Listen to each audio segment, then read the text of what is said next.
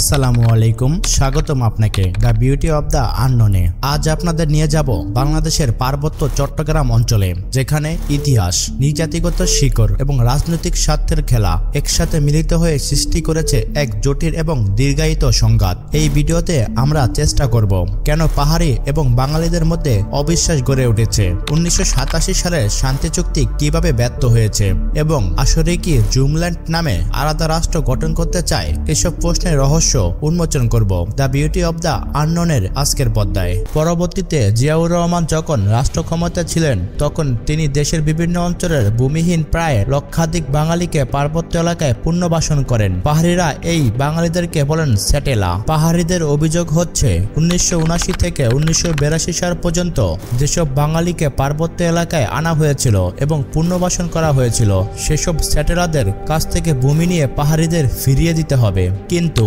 বাঙালিরা বলছেন তাদের কাছে ভূমির বৈধ কাগজপত্র রয়েছে।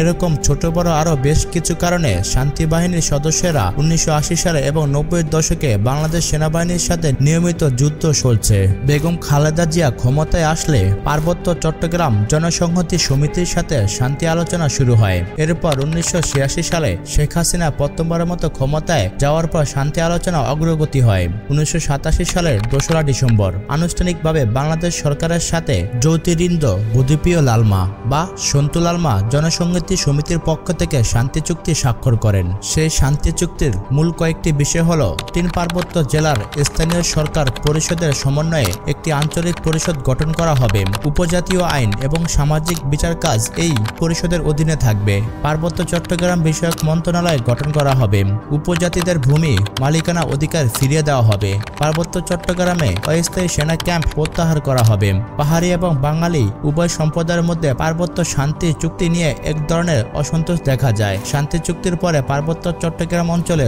জটিল এক রাজনৈতিক সমীকরণ তৈরি হয়। এই চুক্তির ফলে পাহাড়ে থাকা বাঙালিরা দ্বিতীয় শ্রেণীর নাগরিক হয়ে যায়, কারণ চুক্তিতে পাহাড়ে বসবাসকারী বাঙালিদের সম্পর্কে কিছুই বলা হয়নি। চুক্তির পর থেকে বাঙালিরা পাহাড়ের জমি কেনার অধিকার হারিয়ে ফেলে। 1987 সালের শান্তি চুক্তিতে স্বায়ত্তশাসনের আশ্বাসে বেশ কিছু প্রতিষ্ঠান গড়ে তোলা হলেও সেগুলোর হাতে তেমন কোনো ক্ষমতা নেই বলে মনে করেন পাহাড়ি নেতারা। অনেকের মতে সন্ত্রাস দমনের নামে সেনাবাহিনী পাহাড়ে গিয়ে সামরিক শাসন চালাচ্ছে। বিচ্ছিন্নতাবাদী একাধিক গোষ্ঠী আলার থেকে পার্বত্য চট্টগ্রামকে বাংলাদেশ থেকে স্বাধীন করে জুমল্যান্ড নামে নতুন রাষ্ট্র গঠনের বিশেষ প্রচারণা চালিয়ে যাচ্ছে। পার্বত্য চট্টগ্রাম এলাকার উপজাতি জনগণকে সামগ্রিকভাবে বোঝাতে জুম জনগোষ্ঠী বলা হয়। এই জুম জনগোষ্ঠীর দেশ হবে জুমল্যান্ড। জানা গেছে ভেতরে ভেতরে তারা তাদের জাতীয় পতাকা, জাতীয় সঙ্গীত, জাতীয় দিবস, পৃথক মুদ্রা ঘোষণা করেছে।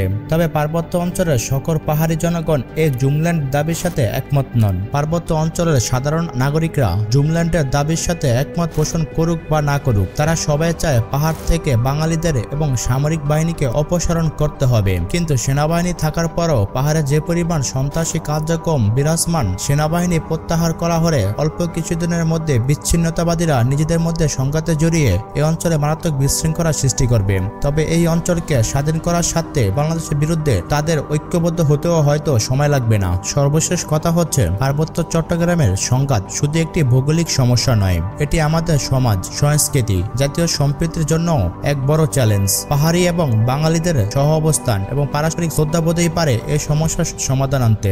ইতিহাস, রাজনীতি এবং ভৌগোলিক বাস্তবতা সবকিছু মিলে এই সংঘাতকে করেছে জটিল। কিন্তু যদি সবাই একে অপরকে বোঝার চেষ্টা করে, তাহলে হয়তো একদিন এই পাহাড় শান্তির প্রতীক হয়ে উঠবে। আপনি কি মনে করেন, পাহাড়ি বা বাঙালিদের মধ্যে স্থায়ী শান্তি প্রতিষ্ঠার মূল উপায় কি হতে পারে?